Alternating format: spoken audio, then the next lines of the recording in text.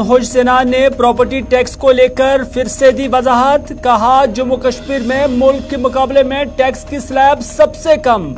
जम्मू कश्मीर के कस्बा जात में 40% घराने प्रॉपर्टी टैक्स के दायरे से बाहर हैं। 5,20,000 घरानों में से 2.6 लाख घर 1000 मुरब्बा फुट से कम।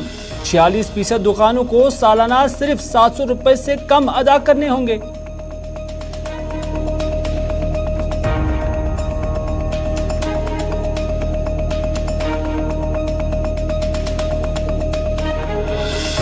सियासी जमातों का संजय शर्मा के घर वाक़ा पुलवामा में लवाहिकीन के साथ ताज़ियत पुरसी का सिलसिला लगातार जारी। पीडीपी सदर महबूबा मुफ्ती ने कहा, संजय शर्मा की मौत पर सारे मुसलमान शर्मिंदा है। रविंदर रैना ने पंडित के लवाहिकीन के साथ मुसलमानों की हमदर्दी को अजीम इंसानियत और कश्मीरियत से किया ताबीर। अल्ताफ बुखारी ने कहा, हिंदू हो या मुसलमान, बंदूक से इंसान का ही खून गिरता है।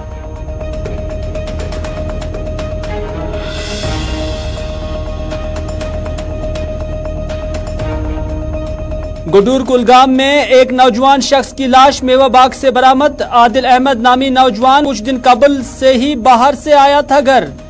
लवाहिकीन ने पुरस्कार मौत के हवाले से पुलिस इंतजामिया से की अपील। कातिलों की निशानदेही और सजा का किया मुतालबा।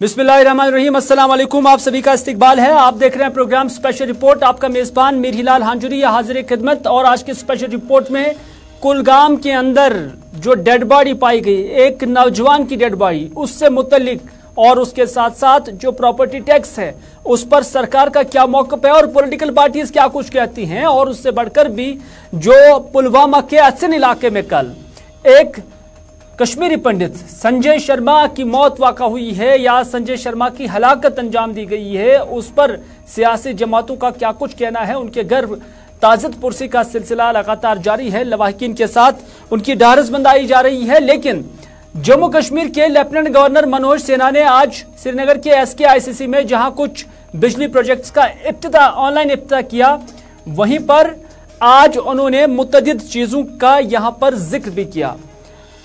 LG मनोज सिन्हा ने सबसे पहले यहां पर यही बात कही है कि जब वो मीडिया के नुमाइंदों के साथ बात कर रहे थे तो मीडिया के नुमाइंदों के सवालात का उन्होंने जवाब भी दे दिया। लेकिन उस दौरान LG मनोज सिन्हा ने यही बात कही है कि पूरे मुल्क के मुकाबले में जम्मू कश्मीर के अंदर जो प्रॉपर्टी टैक्स स्लैब है वो बहुत कम है। ये LG मनोज सिन्हा कहते हैं। उन्होंने कहा कि मुल्क में सबसे कम प्रॉपर्टी टैक्स जो है वो जम्मू कश्मीर के अंदर लगाया गया है। बाकी रियासतों के अंदर सबसे ज्यादा प्रॉपर्टी टैक्स लगाया गया है। दूसरी बात उन्होंने कही कि 5,20,000 घर में से 5,20,000 घर शहर और कस्बा जात में हैं जो टैक्स के इस हसार में आते हैं। लेकिन उसमें से 2.6 लाख घर ऐसे हैं कि जो 1,000 स्क्वायर फीट से कम है। यानी 1,000 स्क्वायर फीट का स्लैब मिनिमम रखा गया है। यानी जो 1,000 स्क्वायर फीट के अंदर आते हैं उन पर कोई प्रॉपर्टी टैक्स नहीं होगा। तो उसी तनाजुर में लेफ्टिनेंट गवर्नर मनोज सिन्हा ने वजाहत की है कि 5,20,000 घरानों में से 2,06,000 घर ऐसे हैं जो 1,000 स्क्वायर फीट से कम है। यानी तकरीबन 40% आबादी पर कोई प्रॉपर्टी टैक्स नहीं लगेगा। ये LG मनोज सिन्हा का कहना है, ये उनकी कैलकुलेशन बताती है। LG मनोज सिन्हा ने यह भी कहा कि 2.3 लाख ऐसे घर हैं जो 1,500 स्क्वायर फुट के आसपास हैं। यानी जिन्हें ज्यादा से ज्यादा 1,000 रुपए और कम से कम 600 रुपए सालाना अदा करने होंगे। यानी 2,30,000 या 2,30,000 घर ऐसे हैं जिनकी 1,500 स्क्वायर फीट के आसपास जो मकान है उसकी गुंजाइश है और उन्हें 600 से लेकर 1,000 रुपए सालाना प्रॉपर्टी टैक्स अदा करना होगा। ये LG मनोज सिन्हा साहब कहते हैं। उसके अलावा वो ये भी कहते हैं कि 1.1 लाख दुकानें ऐसी हैं जम्मू कश्मीर में, जो 46% दुकानें ऐसी हैं जिन्हें सालाना 700 रुपए अदा करने होंगे। यानी जब हम कमर्शियलाइज की बात करते हैं, कमर्शियल मामलात का जिक्र करते हैं, तो उनका कहना है कि 46% दुकानें ऐसी हैं जिन्हें 700 रुपए ज्यादा से ज्यादा सालाना फीस अदा करने होंगे। और उन्होंने कहा कि 30,000 ऐसी दुकानें हैं जिन्हें सालाना 2,000 रुपए से कम अदा करने होंगे। ये कहीं ना कहीं लेफ्टिनेंट गवर्नर ये समझाने की कोशिश कर रहे थे कि जनाब हमने टैक्स तो लगाया है लेकिन ये जुल्म भी नहीं है। लेकिन क्या पब्लिक इसे मानने के लिए तैयार है और पॉलिटिकल पार्टीज का इस पर क्या मौक़िफ़ है, वो भी हम आगे आप तक पहुंचाएंगे। फिलहाल लेफ्टिनेंट गवर्नर ने क्या कुछ कहा टैक्स को लेकर, आइए देखते हैं।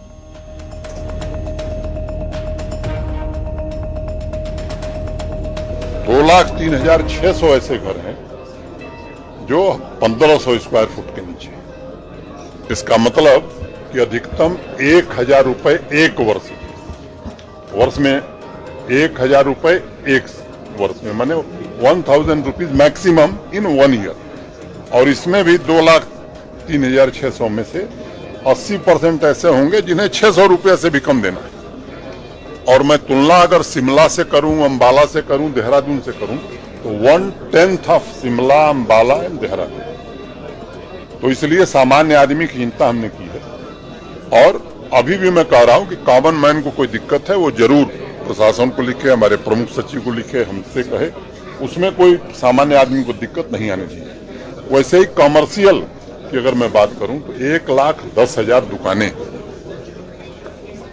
1,01,000 दुकानें हैं श्रीनगर, जम्मू और बाकी म्यूनिसिपैलिटीज में मिलाकर।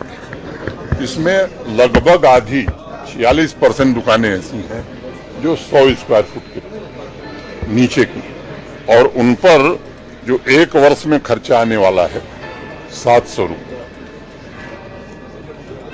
और 46,000 में से मुझे लगता है 80% ऐसे लोग होंगे जो 500, 550 के रेंज में होंगे, तो 50 रुपया महीना मान लीजिए।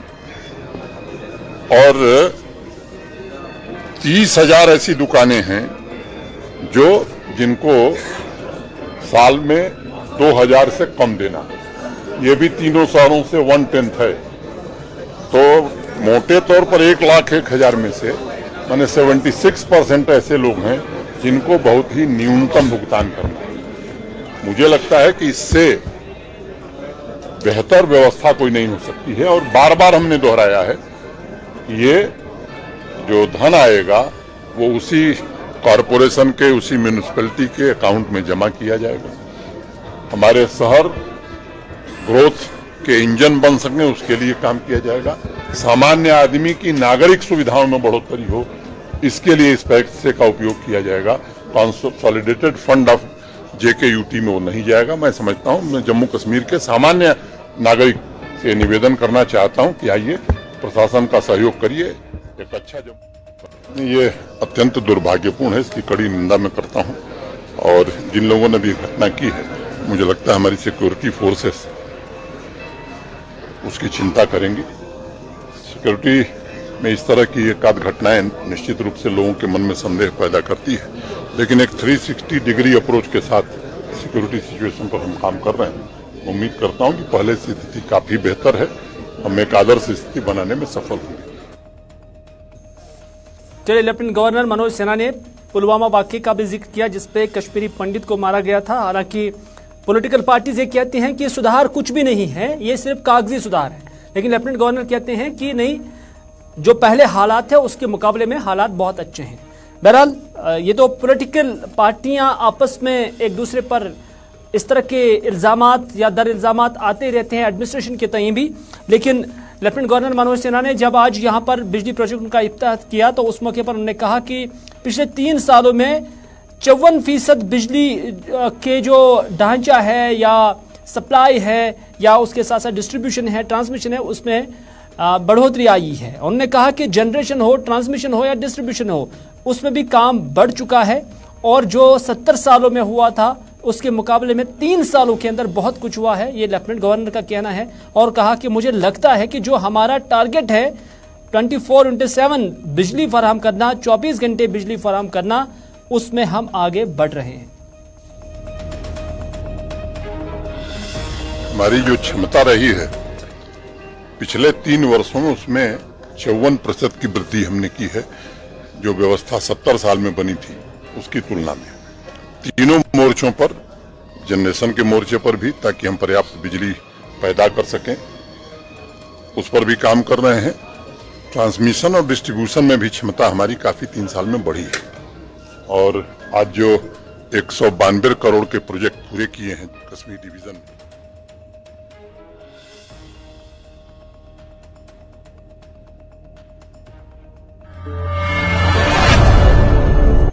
अच्छन पुलवामा में कल मारे गए कश्मीरी पंडित संजय शर्मा के घर उनके लवाकिन के साथ ताज़ियत पुरसे का सिलसिला न सिर्फ मकामी मुसलमानों की जानब से जारी है, बल्कि अब जम्मू कश्मीर की जो सियासी जमातें हैं वो भी, उनका आना जाना भी यहाँ पर लगा रहा है। यानी सुबह से ही जब हम देखते हैं तो पहले पीडीपी सदर महबूब मुफ्ती यहाँ पर पहुंची है। पीडीपी सदर महबूब मुफ्ती ने संजय शर्मा के लवाकिन के साथ ताज़ियत पुरसे की, उन्हें दिलासा दिया, उन्हें गले लगाया और उसके बाद उन्होंने कहा कि संजय शर्मा की मौत पर सारे मुसलमान शर्मिंदा है। पूरी जम्मू कश्मीर की जो मुसलमान है वो शर्मिंदा है।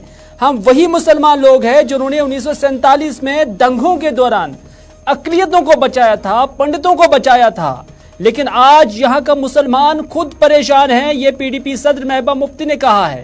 उन्होंने कहा कि सरकार के जुल्म के सामने लोगों को मुश्किलात का सामना करना पड़ रहा है। एक तरफ सरकार कहती है मिलिटेंसी खत्म हो गई है। अरे जनाब, अगर खत्म हो गई है तो संजय कुमार को किसने मारा? ये पीडीपी सदर महबूब मुफ्ती का सवाल लेफ्टिनेंट गवर्नर के नाम था कि अगर आप कहते हैं कि मिलिटेंसी खत्म हो गई है तो फिर संजय शर्मा को किसने मारा है? महबूब मुफ्ती ने संजय कुमार की अहलिया को सरकारी नौकरी, 3 बच्चों के नाम पर 5-5 लाख फीकस देने की भी मांग की है। उन्होंने कहा कि संजय कुमार की बहन जो डीसी ऑफिस में काम कर रही है उसकी सिक्योरिटी को भी यकीनी बनाया जाए।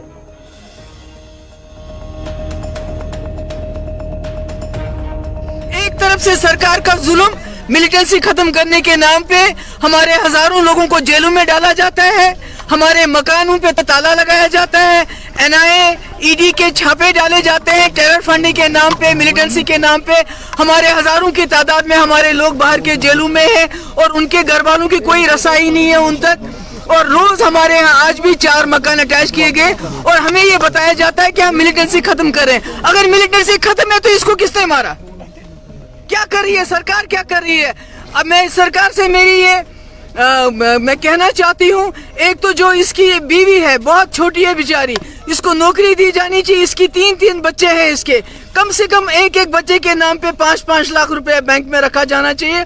और उस संजय कुमार की, जो संजय शर्मा की जो बहन है, उसके बच्चे यहाँ डीसी ऑफिस में काम करते हैं, वो किस तरह काम करेंगे? उनका भी कोई सिक्योरिटी का चारा किया जाना चाहिए। अगर ऐसा नहीं करेंगे तो ये जो लोग जो बचे कुछ यहाँ पर लोग बचे कुछ हैं वो भी दिल बर्दाश्त होके चले जाएंगे। और मेरी अपनी कम्युनिटी कश्मीर के मुसलमानों से ये गुजारिश है कि इसमें कोई शक नहीं है, हम मुसीबत में फंसे हुए हैं।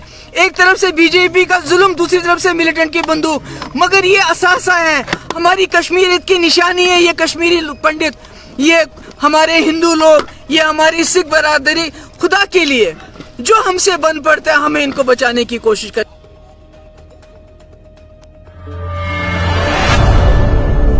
इधर बीजेपी के यूटी प्रेसिडेंट रविंदर रैना भी आज संजय शर्मा के लवाकिन के साथ ताज़ियत पुरसे के लिए आए हुए थे और उन्होंने भी यहां पर उनके लवाकिन के साथ ताज़ियत पुरसे की और उन्होंने कहा कि संजय शर्मा की हलाकत के बाद जिस तरह से मकामी मुसलमान दुख की इस घड़ी में संजय शर्मा के लवाकिन के साथ खड़े रहे, ये इंसानियत और कश्मीरियत की आला और अजीम मिसाल है। ये रविंदर रैना कहते हैं, जो बीजेपी के यूटी प्रेसिडेंट हैं।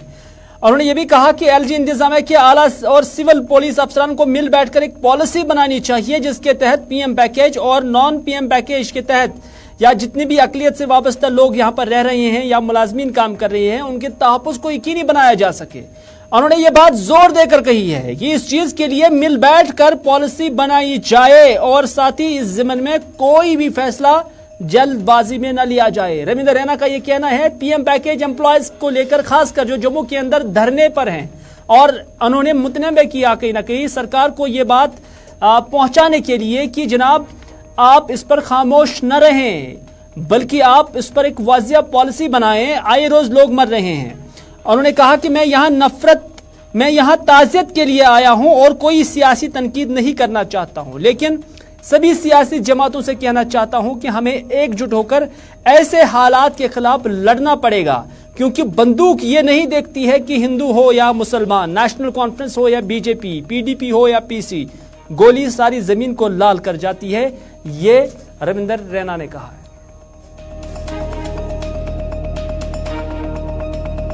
मैंने यहाँ एक बात देखी, मैं यहाँ के पुलवामा के रहने वाले जो हमारे मुसलमान भाई बहन हैं, मैं देख रहा हूं कि बड़ी तादाद में आज अंतिम संस्कार में भी यहाँ वो शामिल हुए। और कल से ही संजय शर्मा साहब जिनकी हत्या कर दी गई, उनकी फैमिली के साथ तमाम यहाँ के आस पड़ोस के कश्मीरी मुसलमान हमारे भाई बहन उनके साथ यहाँ खड़े हैं, उनको हौसला दे रहे हैं। ताज़ियत में इस दुख की घड़ी में इस परिवार के साथ खड़े हैं। ये इंसानियत की एक पहचान है, ये कश्मीरियत की वो पहचान है जिसके लिए कश्मीर जाना जाता है। जो एलजी एडमिनिस्ट्रेशन में सीनियर पुलिस और सिविल एडमिनिस्ट्रेशन के अधिकारी हैं, एक बार उनको बैठ के पूरी रणनीति, पूरी योजना, पॉलिसी बनानी पड़ेगी कि किस प्रकार जो कश्मीरी पंडित्स पीएम पैकेज के हों, नॉन पीएम पैकेज में हों, या फिर ऑल रिजर्व कैटेगरीज के जो हमारे भाई बहन यहाँ काम करते हैं, उनके यहाँ जो सर्विसेज के दौरान किस प्रकार की योजना और पॉलिसी हो, उस पर एक बार गहन चिंतन मंथन करके उसके बाद कोई निर्णय लेना चाहिए। जल्दबाजी में कोई भी फैसला लेना जो है वो मुझे लगता है कि वो परिस्थितियों के अनुकूल नहीं रहेगा। एक बार बैठ के इस पर रणनीति बनानी होगी और उसके बाद उस रणनीति को अमली जामा पहनाना पड़ेगा। देखिए, मैं यहाँ अफसोस करने आया हूँ संजय शर्मा साहब जो कश्मीरी पंडित पुलवामा में मारे गए, उनके घर में। मैं इस समय कोई सियासी तनकीद किसी पर नहीं करना चाहता, मैं बस इतना ही कहता हूं।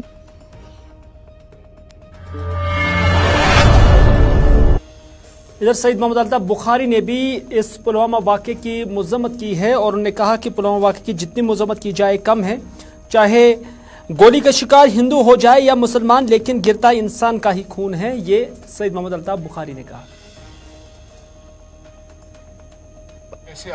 जितनी निंदा की जा सकेगी उतनी इंसानी जान गई है। मैं नहीं ये मानता हूँ पंडित है, मुसलमान है, कौन है, एक इंसानी जान गया है। बर्बरियत की इससे ज़्यादा कोई निशानी नहीं हो सकती है। कब हम लोगों को अकल आएगी।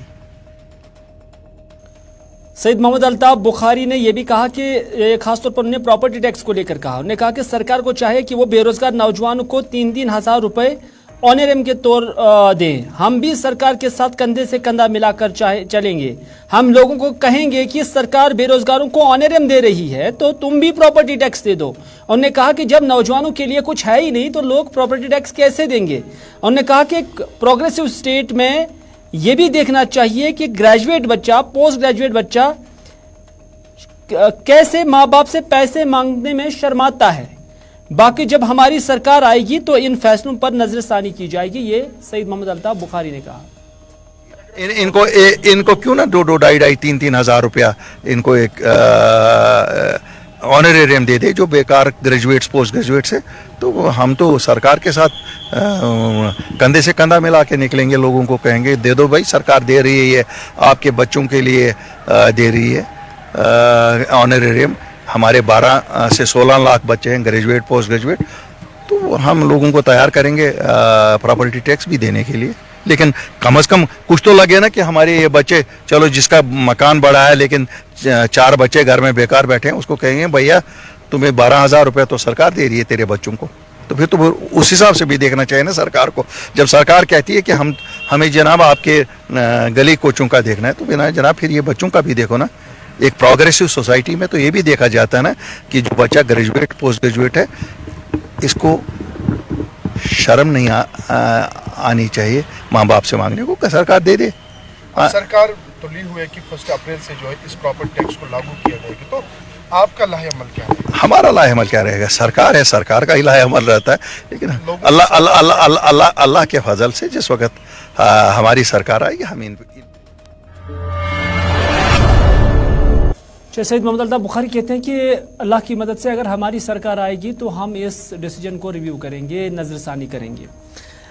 गुलाम नबी लोन हांजुरा भी आज मीडिया के सामने दिखे और गुलाम नबी लोन हांजुरा ने कहा कि गवर्नर साहब की जानिब से जो वजाहत की गई है प्रॉपर्टी टैक्स को लेकर, वो दरअसल मामले को कवर अप करने की कोशिश कर रहे थे। उन्होंने कहा कि सरकार ने जो रूल्स बनाए हैं उसमें कोई मुस्तस्ना नहीं है, कोई जो है किसी को रिलीफ नहीं है।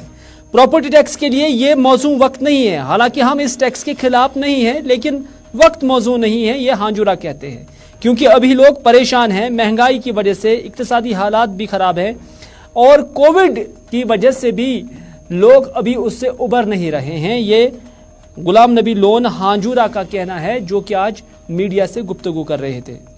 प्रॉपर्टी टैक्स है, मौजूद वक्त प्रॉपर्टी टैक्स लगाने का नहीं है, अभी कुछ टाइम देना चाहिए था। हम ये नहीं कहते हैं कि नहीं लगना चाहिए, हम ये कहते हैं कि मौजूद वक्त नहीं है इस वक्त, क्योंकि अभी तो यहाँ के लोग परेशान हैं बेरोजगारी की वजह से, महंगाई की वजह से, और यहाँ की जो इक्तिसादी हालात हैं वो पिछले 30-32 साल से यहाँ खराब है। तो कुछ टाइम तो देना चाहिए यहाँ लोगों को। इसमें अमीर और गरीब की बात नहीं है, इसमें गरीब वो कहते हैं कि गरीब को नहीं लगेगा, लेकिन जो यहाँ से इन्होंने प्रॉपर्टी टैक्स का जो रूल्स इन्होंने बनाए हैं उसमें तो गरीब और अमीर की कहीं बात नहीं है, उसमें तो हर एक को लगेगा। तो ऐसी कोई बात नहीं, मुझे लगता है कि एलजी साहब उसको कवर अप करना चाहते हैं। उधर एक गुडरू कुलगाम के अंदर एक शख्स की लाश, एक नौजवान शख्स की लाश एक मेवा बाग से बरामद की गई है। हालांकि इस हवाले से लवाहिकीन का कहना है कि कल 4 बजे से ही मज़कूरा आदिल अहमद खान जिसकी लाश बरामद की गई है, उसका फ़ोन पहले बिजी आ रहा था, फिर ये फ़ोन स्विच ऑफ आ गया, क्योंकि ये बाहर से कुछ दिन पहले ही आ गया था। यानी वो कश्मीर से बाहर था, लेकिन कुछ दिन पहले ही वापस घर आया हुआ था। लवाहिकीन कहते हैं कि हमने सोचा कि शायद यारों दोस्तों के साथ मिलने गया होगा, हमें क्या पता था कि उसकी लाश वापस आएगी। अब उन्होंने डिप्टी कमिश्नर कुलगाम और स्टेशन हाउस ऑफिसर से गुजारिश की है कि कातिलों की निशानदेही की जाए और उन्हें सख्त से सख्त सजा दी जाए। बोड़ बरादर आव 4 बजे पे अमिस फोन वारिया बिजी, पत बजे लगभग 2-7 बजे आव फोन स्विच ऑफ, अस गाबरे, अस कोर मामन फोन दोपन तमिस स्विच ऑफ, तमिस फोन गसन कहीं, तो दी नजर अस वो गाँव अंदर, अस दोप याव रात नबर, अमिस गई 3 दह अमतिस, ज्यादा काल गुमुत कह यारन दोस्तन सत ओर योर, ये स्विच बंद आव, अस गाबरे, अस द्राय छाड़ने मर पितर 2 वत मामन तत पे वत बागस मज, योतन यह गुमुत पावन अन्न, कंची ततनी पुलिस तल, बेस पावन 2-4 ततन, तो अस तोतन वत अस पुलिस कुन अलवन, क्या अमिस कोठ वटित अमिस तथ 104। तो नाज़रीन, आज के स्पेशल रिपोर्ट में बस इतना ही। अपने मेज़बान को दीजिए इजाज़त, इस वादे के साथ कि अगर ज़िंदगी रही तो आपसे फिर होगी मुलाकात। तब तक के लिए खुदा हाफिज़, फी अमानिल्लाह।